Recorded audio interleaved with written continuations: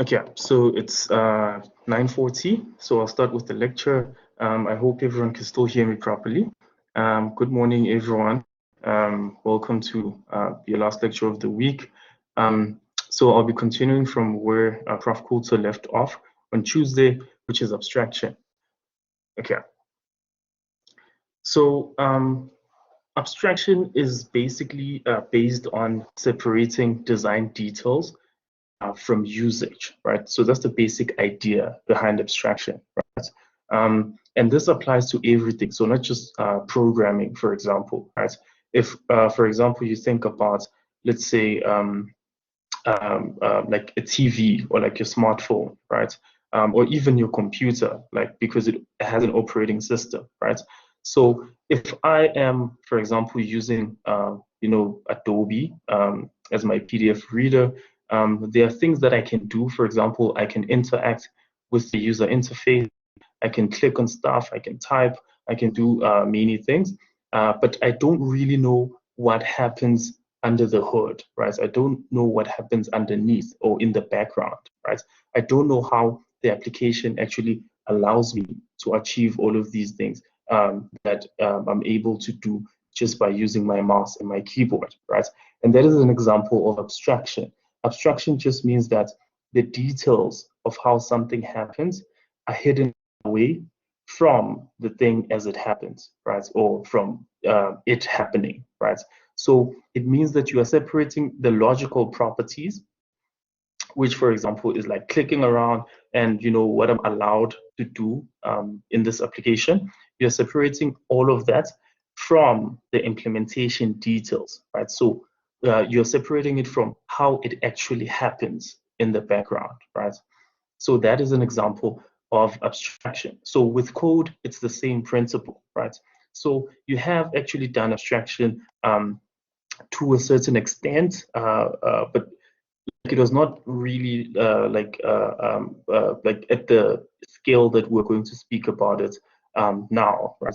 But for example, if you think about like a struct, right? So if you define a struct and then you add like stuff to the struct, right?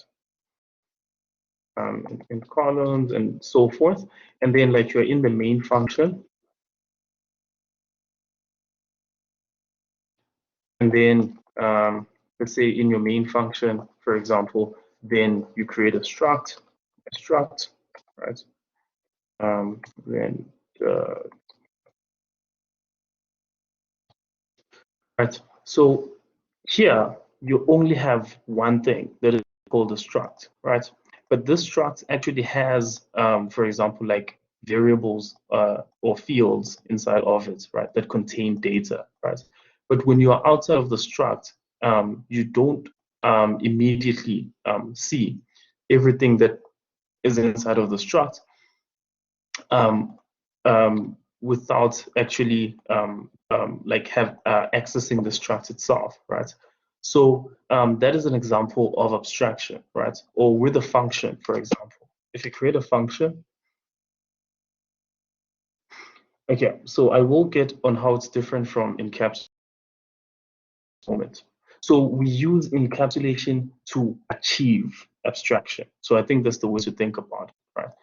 Or maybe a struct is not a good example. Let me create a function, right? So let's say this is a function that adds two numbers, right? So A and B. Then it returns the sum of A and B. And then in main, all I have to do is, let's say I want to add those two numbers and output the result. All I have to do is call the function, right? But do I really know how this function achieves what it's doing? And the answer is no, right? I don't know what it does in order to add these two numbers together, right? This could be a more like complex function, like for example, searching for a value inside of an array or something like that. I don't really know the steps that the function is taking to achieve that, but I know that if I call the function and I provide the required parameters, then I will get the result, right? So that is an example of abstraction, right? So I'm hiding the implementation details from the logical properties to the user. Okay, so I hope that makes sense. So in terms of encapsulation, so encapsulation has to do with classes, right? And we use encapsulation to achieve abstraction, right? So the reason I'm saying that is because if you think about a class, in a class you have private member variables, right? You also have functions, right? And you do also have like public member variables and private functions. It really depends on what you want to make private and what you want to make public, right? But so a class allows us to group data and all the functions that are legal on the data together, right? So what we're doing is we're encapsulating everything together into a single data type, right? To form a data type, right? So that is encapsulation, right? And encapsulation also allows us to make certain things private so that they are only accessed in a way that we allow, right? So that we are sure that our data type is used properly, right? So that's the whole idea behind encapsulation. But then think about it. If we encapsulate data and functions together, then we are achieving abstraction, right? So that is the difference between abstraction and encapsulation. You use encapsulation to achieve abstraction. Okay, so abstraction can also be applied to data, right? And that is true, right? For example, with a class, like as I already mentioned now, right? If you have a class and then you have like, let's say like a 2D array, for example, right? And then you make that private, then already you have abstracted away the implementation details of your array, right? Because someone who's outside of your class doesn't know if this is actually an array that looks like that, or it's an array that looks like that. All they know is that your class contains a 2D array, right? So you can perform abstraction with data as well. Okay, so then this brings us to the idea of an abstract data type, right? So what is an abstract data type? An abstract data type is a data type that separates the logical properties from the implementation details, right? So it's what we spoke about here, right? So it's a data type that is abstract, right? So we have achieved abstraction when we have managed to create an abstract data type, right? So it's a data type that separates the logical properties from the implementation details. Okay, so let's go into a bit more details with regards to the comparison of a struct and a class. So by default, members of a struct are public, right? So we do know this from Computer Science 1A, right? If you create a variable inside of a struct, it will be accessible outside of the struct by default, right? But you can make members of a struct private. It's possible, right? And that will mean that the members of your struct obviously won't be accessible outside of the struct, right? So for example, if you wanted to access them, you would have to use something like a function, right? And in structs, in C++ structs, you can have functions, right? It's possible to have member functions in a C++ struct, right? And it's possible to make something private and make it public, right? But by default, members of a struct are public. And then with regards to classes, by default, members of a class are private, right? So if you create a class in C++, so if I do this, and then I just create, like, for example, like a 2D array, this will be private by default. So even if I don't provide the visibility specifier, right, this will be private by default. Right? So by default, members of a class are private.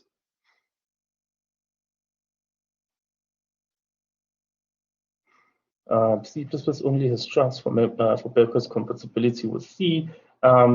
Yeah, so that is one of the reasons you have structs in C++, but that is not the only reason, right? Record structures are still useful in the sense that, for example, you don't want to use the same data type. Usually it's not good programming practice to use the same data type or the same, for example, like, kind of data type to represent two different kinds of things, right? So that is especially our style of programming in Computer Science 1, right? So we use a struct to store a record or records of data. That is why it's called a record structure. And then we use a class to then create an object-oriented data type, right? But strictly speaking, classes and structs in C++ have the same capabilities, right? There's no difference between a class and a struct in C++, except for the fact that a struct, by default, the members will be public, and with a class, by default, the members will be private. But it's also a good idea to separate, what you use a struct for and what you use a class for. Again, so classes and structs have the same capabilities as I've mentioned. The only difference is that by default, members of a struct are public, and by default, members of a class are private. So in C++, the definition of a struct was expanded to include member functions, constructors, and destructors, right? So you can have member functions in a struct, you can have constructors in a struct, you can have destructors in a struct. So if all member variables of a class are public and there are no member functions, then use a struct, right? So this is the point that I was trying to make, right?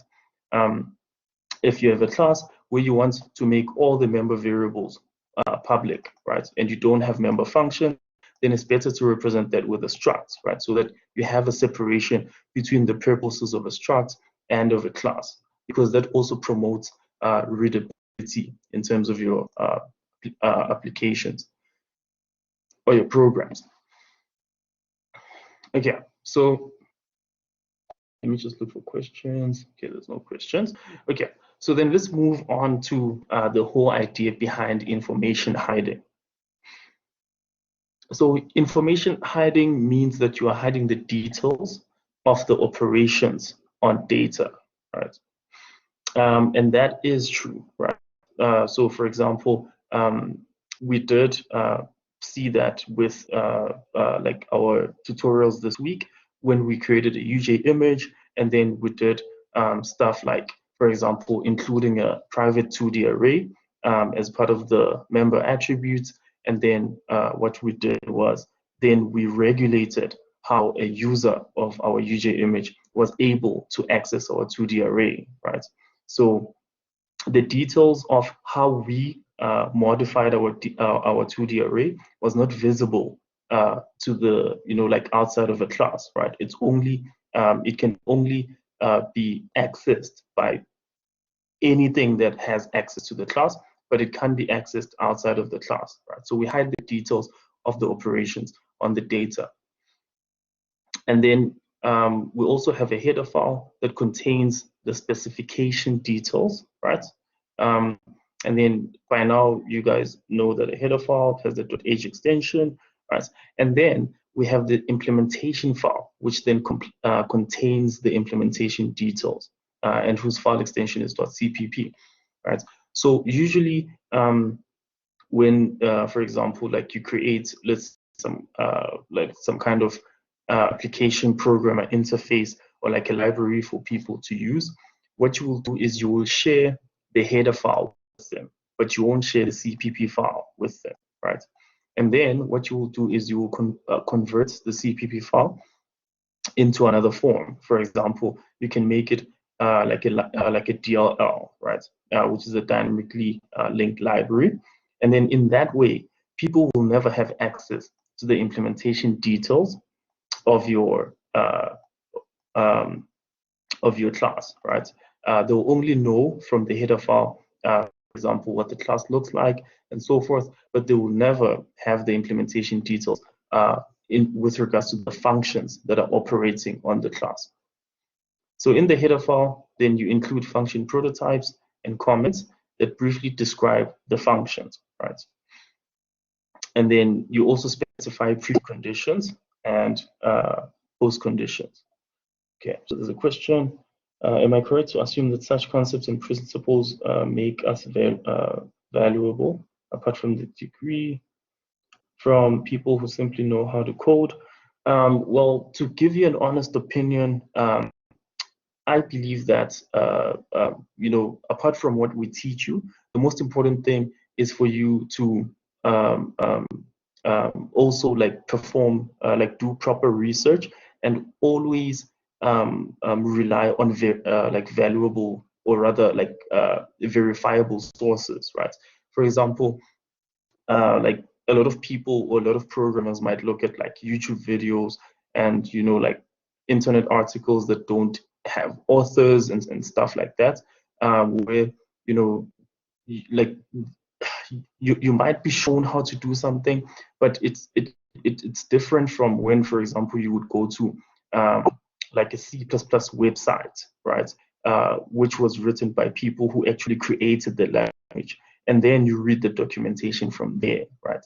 So yes, we teach you information, obviously, that is verified from textbooks that were peer reviewed and were published by legitimate publishers, and we try to teach you like proper and like core principles behind programming and software engineering, right?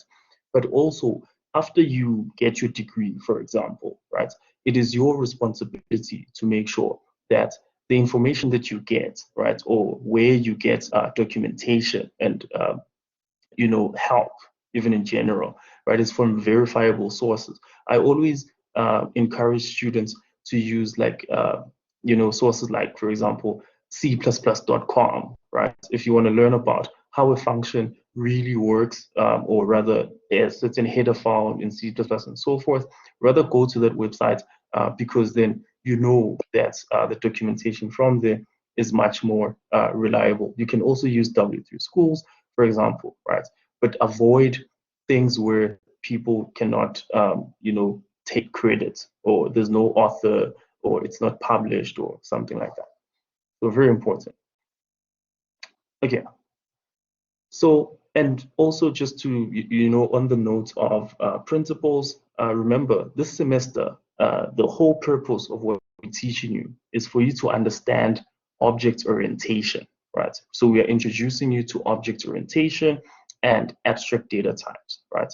You'll see, we'll start doing things like lists and so forth, and generic programming and all of that.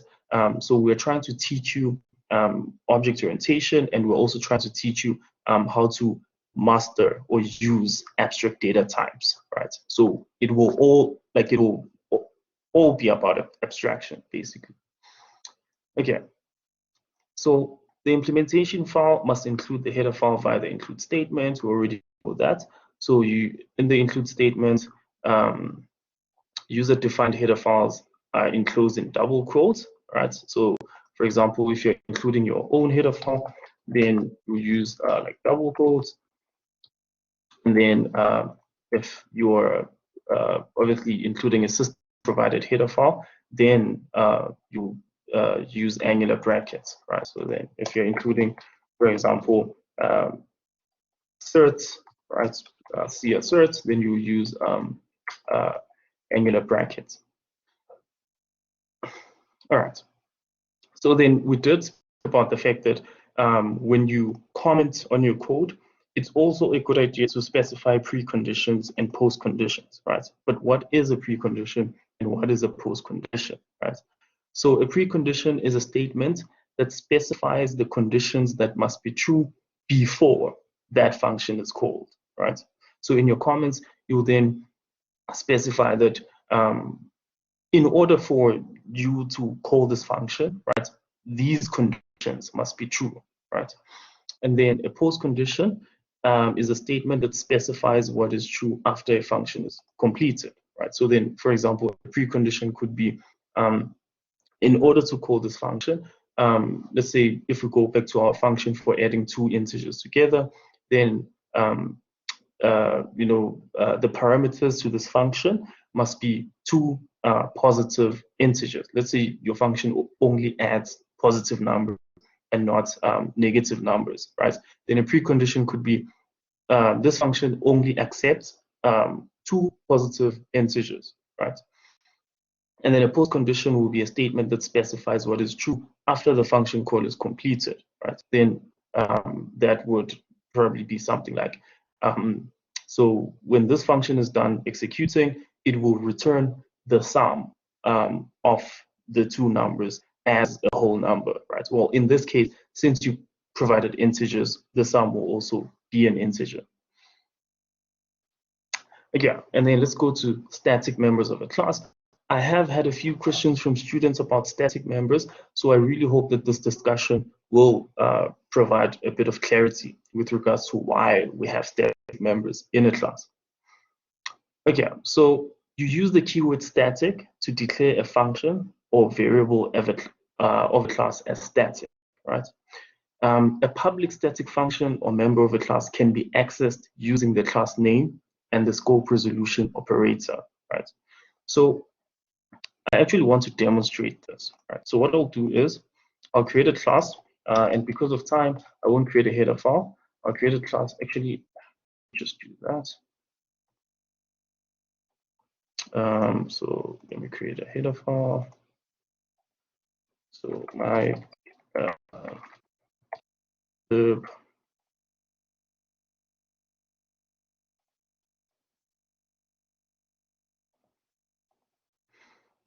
Okay, so for the rest of the module, you will not have to implement a pseudo object. I think, well, based on the years that I've been lecturing computer science 1B, right? So we only introduced you to pseudo objects because we wanted you to have an understanding of how object orientation was achieved in the C programming language. Because in C, there are no classes, right? And structs in C do not support functions, member functions, right? So you had to use function pointers to try and achieve object orientation, right? And so we did that so that you get a better idea of, how a class helps you achieve proper object orientation. But for example, we can still ask you a question. So you still have to understand them for purposes of semester tests and exams and so forth. So you still have to know them, right? So I'm not saying you must forget about them, but what I'm saying is, for example, like practical, we probably won't ask you to create a pseudo object in future practicals, right? But we might ask you, for example, to, like in a test or something like that, we might test your knowledge of your pseudo objects. So you must understand them. Okay, so let me create my class. So I'll just say example. And then let's really make it more meaningful. And then this is my public. So remember, by default, all the visibility, the visibility of members of a class is private. So if you want to declare anything public, then you have to declare it as public. So you have to use the public keyword. And then I'll create a static variable. So let's say static int, say student number, let's say mark. Yeah, and then so I'll do that, and then I'll have a function, and then I'll say the function is word change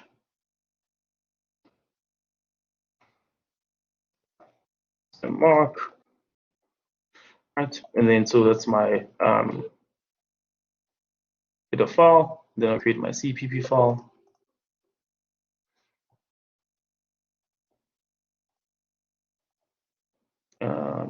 My lib.cpp. Here, finish. And then here, then I'll include my header file.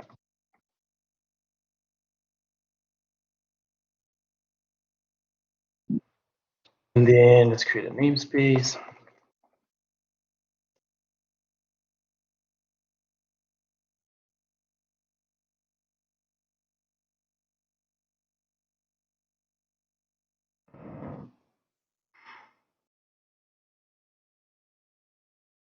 Yeah, so that's my class, and then that's my namespace.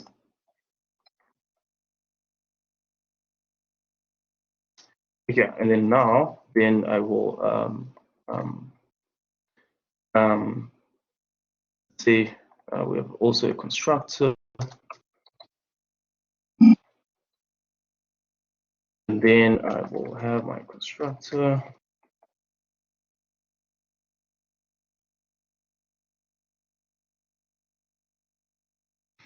Yeah, and then let's say this just sets the actually let's make this static as well, and then let's make this private.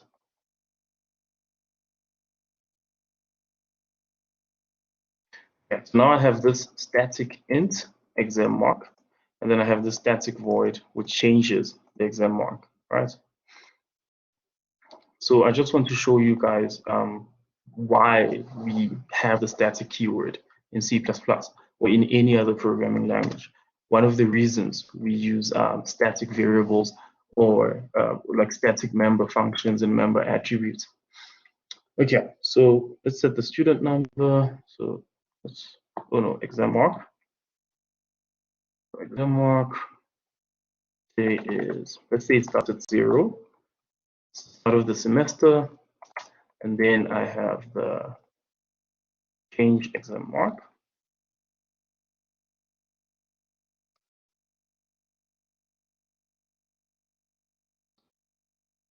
Yeah, and then so what I'll do here is I'll just say this just adds 20 to the exam mark. Yeah, and then that's that. Yeah, so let's do this. Gonna declare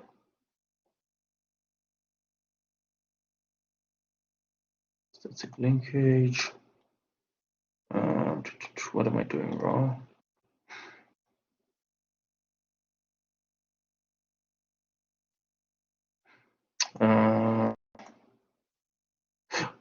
Wait.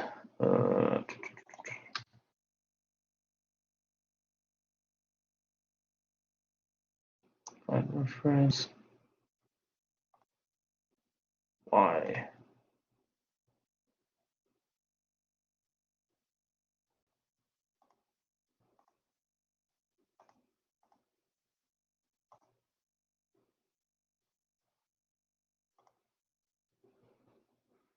No declaration of exam mark in header file, but there is. Here it is. Did I not include it? I included it. Okay, I can't see what I'm doing wrong here. Just do this. Static member function. Okay, so let me do this. I think this would be a better example.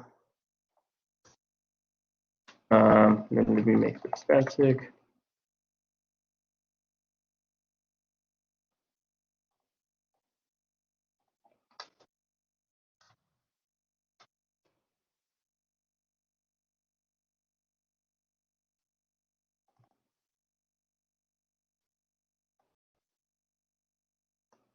Space. Okay.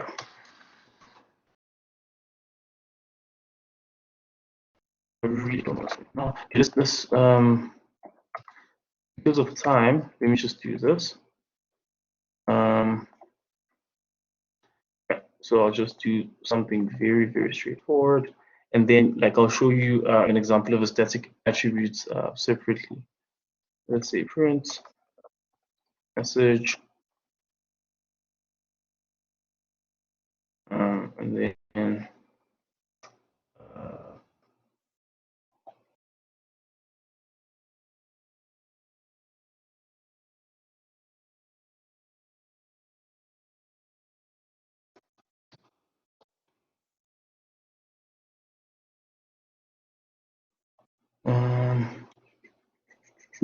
oh no, that.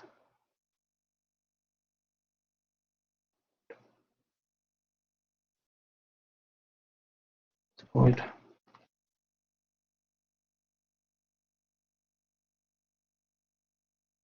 Okay, Yeah, so I was not supposed to include the static here. Okay, so in any case, so let's just do this. Students.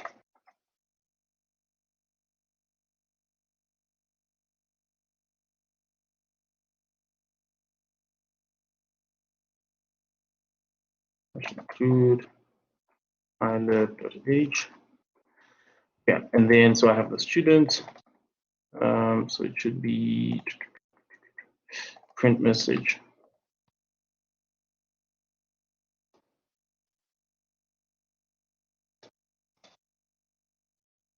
Yeah, and then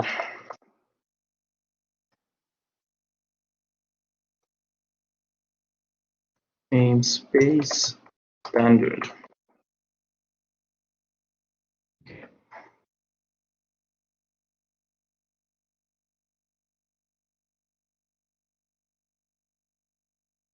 Yeah. Student print message.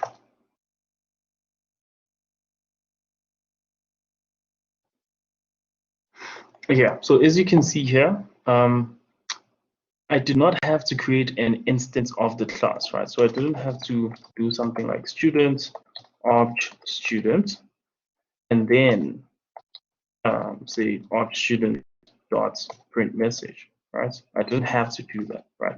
So that is one of the reasons we have static keywords, right? It allows us to use member functions, or we can access member functions using the scope resolution operator directly without having to create an instance of the class, right? That is the first reason we have static um, members in a class, right? Another reason is, let's say I create a value here. So I'm just going to make this value, let me just see. So I'll make this value, let's say any value because of time. And then in my constructor, so let me just do this. So static int value is 10, for example.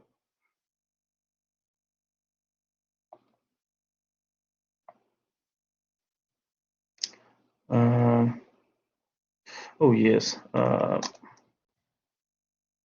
it must be a const.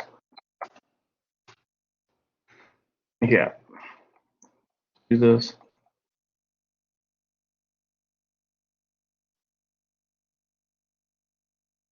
Static member. I really don't know. There's definitely something I'm forgetting here. Just check. Okay, so let's say I have this private value like that, and then let's do this.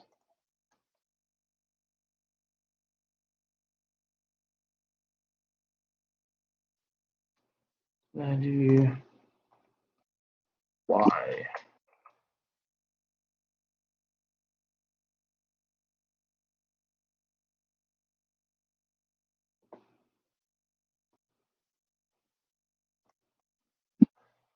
Okay. Static function. Okay, I know. Like I'll have to double check this. But so, for example, if you have a static member variable, right, in a class, if you change it in one instance of the class, then it will be changed in all of the instances of the class, right?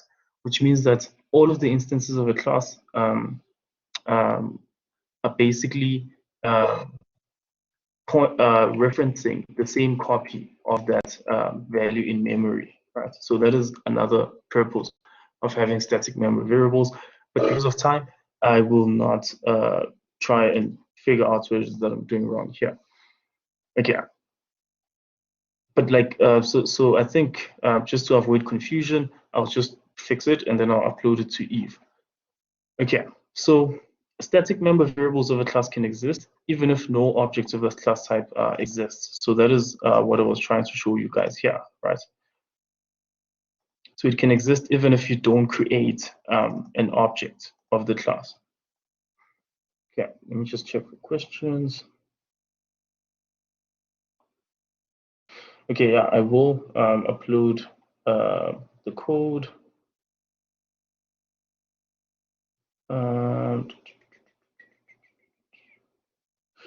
Okay, shouldn't you create the functions out of the class? Okay, so don't worry, I'll upload the code and hopefully like it'll provide more clarity. What's a class member?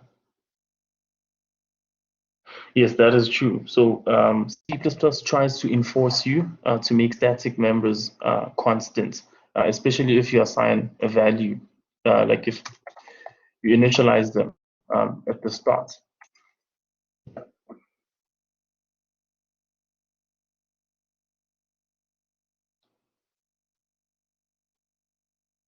Okay, all right. So, okay, so as I mentioned, yeah, so you don't have to have an instance of your object, and then multiple objects of a class each have their own copy of non-static member variables, right?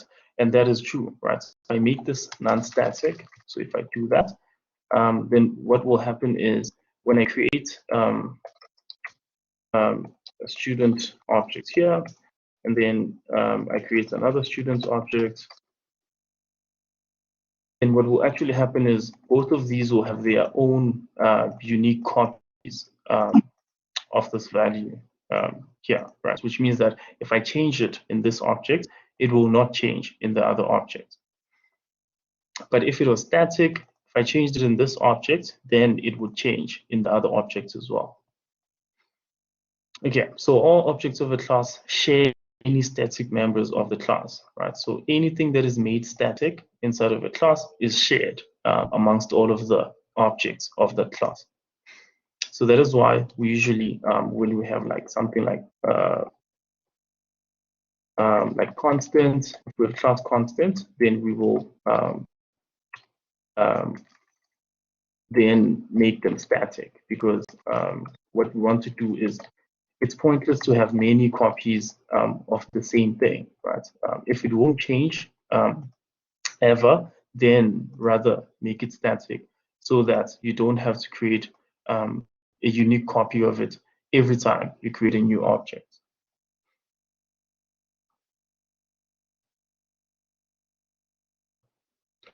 Let's see, questions. Static member can only exist for the lifetime of the translation unit. Okay, I'm not sure what you're referring to when you refer to translation unit, but a static member variable exists for the lifetime of the program, right? Maybe static int value, then value is 0. Yeah, so I will upload the code.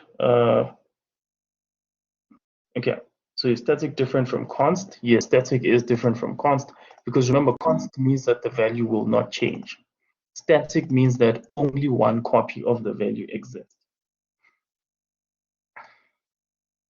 Static const is static constant the same as a pointer.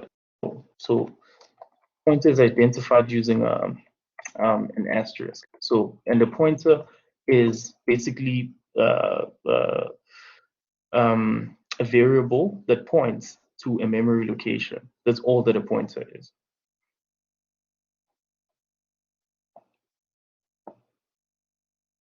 Okay, so that is actually the end of the slides. So in summary, a class is a collection of a fixed number of components, and the members are the components of the class, right? And the members can be accessed by a name, and we use the dot operator, remember, to access the members of the class, right? And then we also have private, protected, and public members of a class. And class variables are called class objects, or simply objects, right? So when you refer to an instance of the class, you're referring to an object. When you're referring to the object-oriented data type itself, then you're referring to the class, right? So this is the blueprint of the data type, and that is the instance of the data type.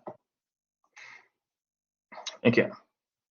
So the only operators and classes are assignment and member selection, right? So those are the only operators we can use with classes, right? So for example, I can say that is that, which means that all the data stored in here will be copied across to that object, right? We will speak about shallow copies and deep copies next week. But so the point that I'm trying to make here is that you can use assignments in a class, and you can also use the dot operator to access members, for example, of a class. Yeah, but those are the only two legal operators in terms of classes. Okay, so constructors guarantee that data members are initialized when a class object is declared, right? So we use constructors to initialize the data members, and the default constructor has no parameters, right? So this, for example, is an example of a default constructor, right? So you can see it doesn't take any parameters. Okay, and then the destructor automatically executes when a class object goes out of scope, right? So, for example, here I have a class object, and then when my function reaches the end of its scope, then the destructor of this class will be automatically called, right? So we usually don't create a destructor explicitly for a class if there's no pointer in this course, but usually in a class you will have a destructor, and then the destructor will be responsible for like deallocating any memory that's associated with the class, right? So in this case, if we have a pointer, then our destructor will be responsible, or rather we will place the code for deallocating that memory in the destructor. Okay, so the destructor has no parameters. Okay, so an abstract data type is a data type that separates the logical properties from the implementation details. So we did mention that. A public static member, function, or data of a class can be accessed using the class name and the scope resolution operator. So static data members of a class exist even when no object of the class type exists. So instance variables are non-static data members, right? So if you create, for example, like a normal variable like this, right? This is an instance variable, so it is non-static. Okay, so that is the end of our slides. I can see that we're almost out of time, so it's a good thing we didn't run out of time. I will have a look at this code and just try and fix what we couldn't achieve here. And let me look at a few questions.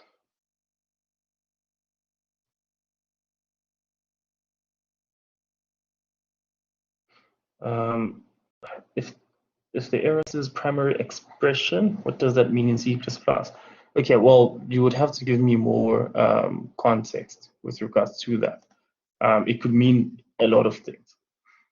Wouldn't having a struct within a class make the code look messy? Well, if you have a struct variable, right? For example, like we did with our UJ image, right? Where we had like an RGB color, then that should be fine, right? And then you have all your other colors, and then here, for example, like you have an RGB color. This is not too messy, right? This is not bad. But obviously, the problem would be if you now wanted to define everything inside of your class, right? For example, even if, let's say you have a function, and then you wanted to provide the definition of that function inside of the class, right? Then that starts to make your code look unreadable.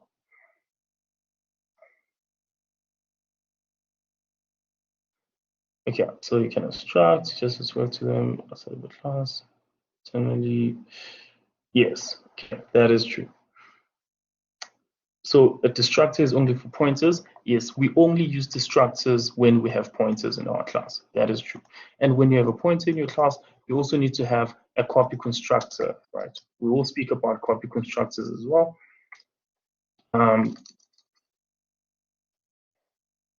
During the course of next week's tutorials. So because I know in my tutorial I didn't get the time to show you guys a copy constructor, but I think with the other tutorials, I think the other tutors and Prof. Coulter also, I'm not sure, but she probably did show you a copy constructor, but I will show you guys a copy constructor in my tutorial next week. Okay, so we're out of time. Thank you very much for your time. I hope you enjoy the rest of your day, and all the best for your practical session.